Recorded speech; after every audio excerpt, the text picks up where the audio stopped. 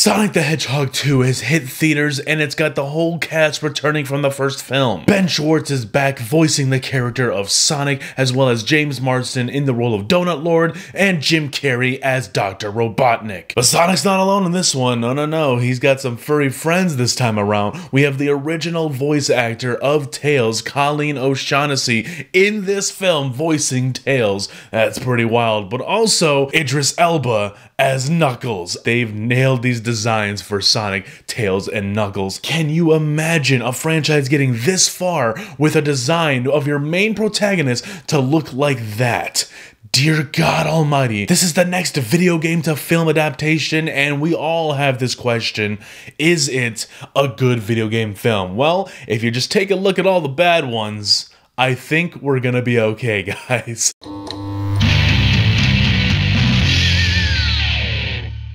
What's up, everybody? Welcome back to the Hez Project. I'm John Ortalaza, and today we're going to be reviewing Sonic the Hedgehog 2 that has dropped in theaters this week. And if you guys haven't seen it and don't have plans to see it, change your plans now because you need to see it. I urge you guys, if you have kids, go bring them to the movie. If you have a niece and or nephew who are into Sonic or into cool, fun, kid movies, this does appeal to them, and they will love just about every second of this movie because it is such a love letter to like people who love the Sonic lore. It goes deeper into that stuff than the first film ever did, dude. That first film really does pluck Sonic out of his element and puts him into a more relatable world for the audience. But now that that's trusted, like we got that groundwork laid out, we can do a little more with it. They can do a little more with it, and they did a lot more with it, let me tell you that.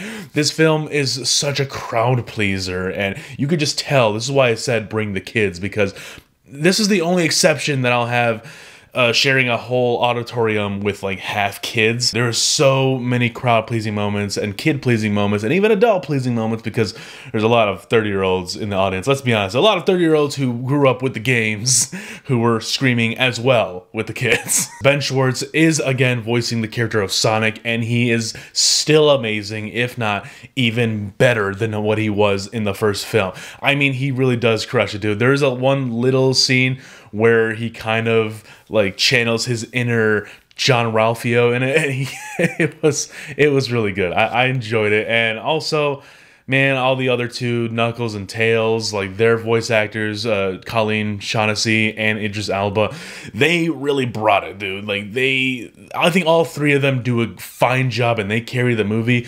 You almost don't need the human characters, but I'll get to those in a second. But man, it was just really nice to see like three furry friends on screen, even though Knuckles was, attacking Sonic because Chaos Emeralds, am I right? James Marsden had kind of a bigger role, but I think he had like equal amount of screens. I mean, he definitely had less actually, because there's a pivotal moment in this movie. It's not exactly a spoiler, but there's a pivotal moment in the beginning of the film where Sonic opens a ring portal. It's to Hawaii, and it's Donut Lord's wife's best friend that they tied up in the first movie. She's getting married, so they hop in there, and then they're gone for like the whole second act. They pop in for like a scene or two, maybe a few scenes, but generally like you've never seen that before.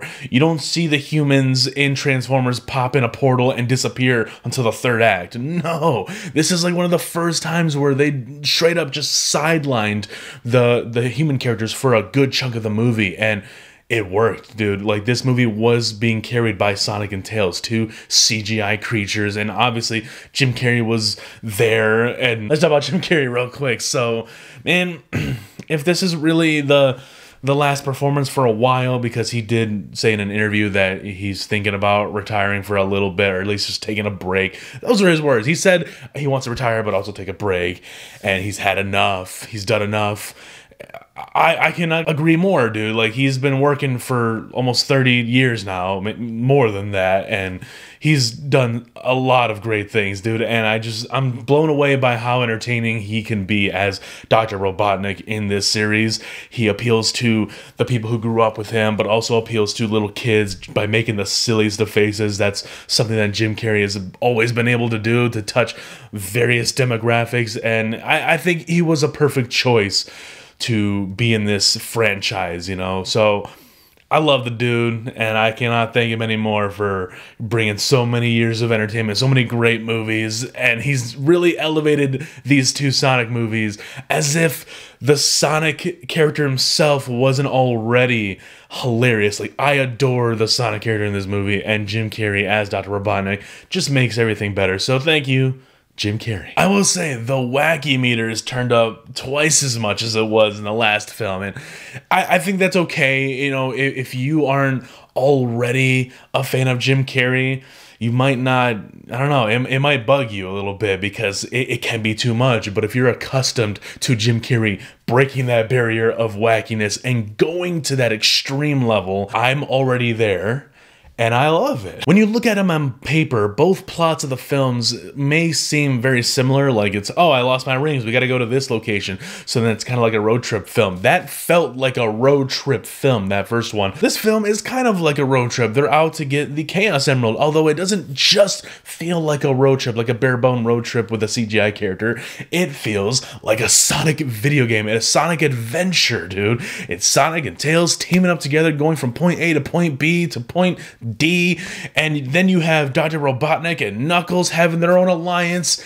It is awesome, dude. Like, you only needed one human character in there, and Jim Carrey does a fine job interacting with these CGI characters. I said CGI a lot. That's because CGI is actually really good in here. It wasn't bad in the first one, but as I mentioned, a lot of people did make little nitpicks about it, saying that how it, I don't know, it just kind of stands out from the environment. I feel like the CGI in this Sonic 2, it blends itself more realistically, I guess. I don't know, I've never seen giant-sized hedgehogs and a bunch of crispy white drones just flying all over the place, but it looked better than the first one. That's all I can say. Also, another thing, this movie is 20 minutes longer than the last one. The other one ran pretty short at 1 hour and 40. This is exactly 2 hours and 2 minutes, and it's not that bad, dude. I honestly think it's a well-paced film. There's a lot more interjected into it, but I feel like it's well-paced, dude. We do cut to the humans again for an extended amount of time, but at that point, it was kind of earned because they hadn't had screen time for like the last 20-30 minutes beforehand. Like I said, it cuts to Jim Carrey's Dr. Robotnik and the CGI hedgehogs and foxes the entire time, and echidnas and all that. These human characters brought it. I really enjoy almost all the human characters in this movie. They might not all be the most in-depth, thought-out characters of all time, but they were entertaining when they were on screen, and that's the biggest thing. You need to be entertaining for the kids, for the family, for the adults. There's maybe one scene in this movie where I thought, all right, that's a little too kiddie for my taste, but the kids were enjoying it, and they very much deviated from that vibe very quickly. It's got a Marvel flair to it. It's got that seriousness with the stakes and everything happening, but you got the heroes cracking jokes, and it's not distasteful, it's not jarring. It's the character of Sonic doing his thing, and I love it, dude. This movie is a lot better than the first one, and the first one I quite enjoyed. If you guys haven't checked out that first Sonic film, that's a good introductory movie into this lore and franchise. That's the best way to put it, honestly. If you are very weary about watching Sonic, watch that one. That'll ease you into the ridiculousness and fun, crazy, wacky video game type stuff that this movie just leans all on. I'm not gonna lie, this movie does tug the heartstrings just a tad. They really do a fine job building up that relationship between James Marsden's Donut Lord and Sonic. His name is Tom, right? I just keep calling him Donut Lord because that's hilarious, dude. A relationship between a CGI character that we all want to see and that we're here for the movie because of him, not because of James Marsden, but damn it, they do a good job making me care about him too, and that is big plus in my eyes. So guys, thank you for joining me on this review for Sonic the Hedgehog 2. If you are going to watch anything this weekend, be sure to just give the middle finger to the Morbius Auditorium and just go right into Sonic 2. Leave a like and subscribe to the channel if you're new, guys, and be sure to stick around next week because I will be posting a spoiler talk for Sonic the Hedgehog 2. There is so much that goes on in this movie, dude. I cannot just forget about it and not talk about it. There was so much I had to dodge in this one review, so I couldn't spoil it for you. So we will be touching upon it soon in the next week before we just stop talking about Sonic 2 altogether. So you might want to stick around because there is more to come.